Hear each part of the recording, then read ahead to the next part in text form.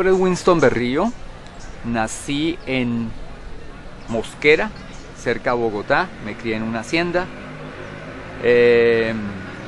Más o menos para los 18 años me encontré con la danza. Yo originalmente estudiaba música en la Universidad Nacional y di con el grupo de Delia Zapata, o mejor el grupo dio conmigo porque entraron a ensayar donde yo practicaba piano, y de estarlos viendo y sintiendo me empezó a interesar. Jamás en mi vida la danza había hecho ninguna aparición y terminé haciendo danza con Delia. Deseché la música y empecé a estudiar sociología porque consideré que necesitaba alguna materia, una disciplina social que me ayudara como a enfocarme y organizarme en el mundo. Y empecé también a estudiar ballet con Priscilla Welton, danza moderna, esa época era danza moderna, con Irina Brechner, y luego con Carlos Jaramillo en Trinidad Cabellos. Luego de esto me fui a Bucaramanga y allá empecé a trabajar en danza, creando una escuela que se llama Escuela de Danza Contemporánea. Trabajé con una entidad que se llama DICAS y empecé a crear lo que con el tiempo se convirtió en Escuela Departamental de Danza. Venía reflexionando profundamente desde que me hicieron esa pregunta y pues encuentro que lo tradicional tiene una serie de elementos que deberíamos mantener. A ver, yo defino un poco esto. Lo tradicional, por un lado, tiene que tener, es espontáneo, es libre, es el resultado de un proceso de socialización en el cual la persona adquiere esos conocimientos y los va vivenciando. Regularmente es particular o de una pareja, no está predefinido, o sea, suena la música o se genera el momento y la persona se levanta a bailar espontáneamente. Tendrá unos pasos de rutina que son el resultado de un proceso de muchos años por los cuales se han conformado, y unas figuras, pero todas ellas se arman y se desarman según el intérprete. Hay otro nivel que es donde ya hay un colectivo y donde aparece un director o un capitán o un coreógrafo popular que organiza un colectivo, o que un colectivo se organiza detrás de un objetivo danzario de cualquier especie, que es otro nivel, pero tienen una característica, es que son más, no tienen una intención escénica como último fin, ¿sí? Que es lo que podría diferenciarlos de lo que yo podría entender como danza folclórica, y dentro de esto lo que llaman de proyección, donde ya hay un objetivo plenamente escénico.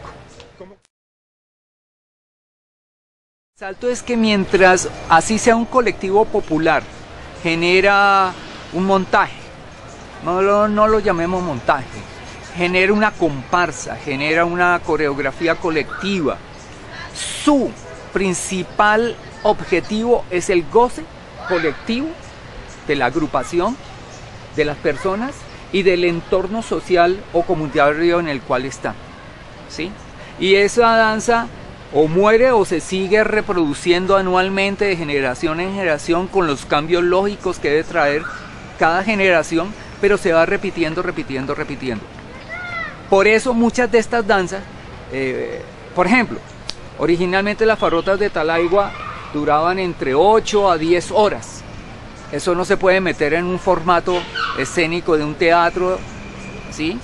A mí particularmente me encontré con ese conflicto cuando trajeron las farrotas de Talaigua y yo era muy sardino y ayudé a ser guía. Y cuando el director, el coordinador en el Teatro Colón les dijo, tienen 10 minutos, ellos entraron en shock porque pues, para ellos era imposible concebir que algo que es una fiesta que dura un día se fuera a convertir en 10 minutos en un corte para un teatro. Pero sin embargo los obligaron, y eso hizo un cambio terrible en ellos, porque al mismo tiempo que se dieron cuenta que lo que ellos hacían, que para ellos era simplemente un divertimento, un goce, tenía un valor especial porque los llevaron al teatro, porque los sacaban por televisión y porque les pagaron.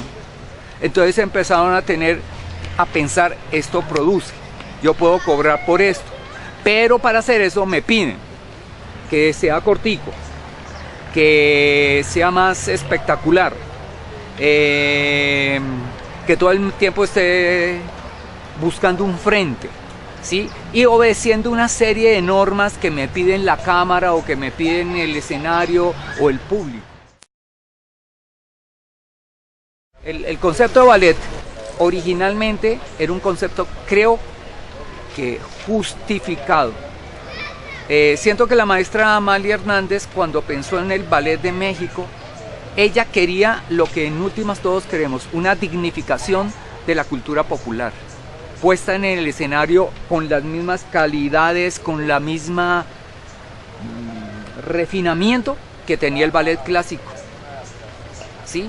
Entonces ella quiso que la cultura popular llegara al escenario en igualdad de condiciones, pero para eso pues había que obedecer unas leyes escénicas y pensar en unos vestuarios, de unos refinamientos, o sea, llegar a esos niveles de equipararse y que alguien pudiera decirme, prefiero irme al Ballet de México que al Ballet Clásico de México. Colombia. Creo que con este ejemplo podríamos acercarnos. Colombia fue uno de los tantos países que en esas épocas decidieron abrir el Ballet de Colombia.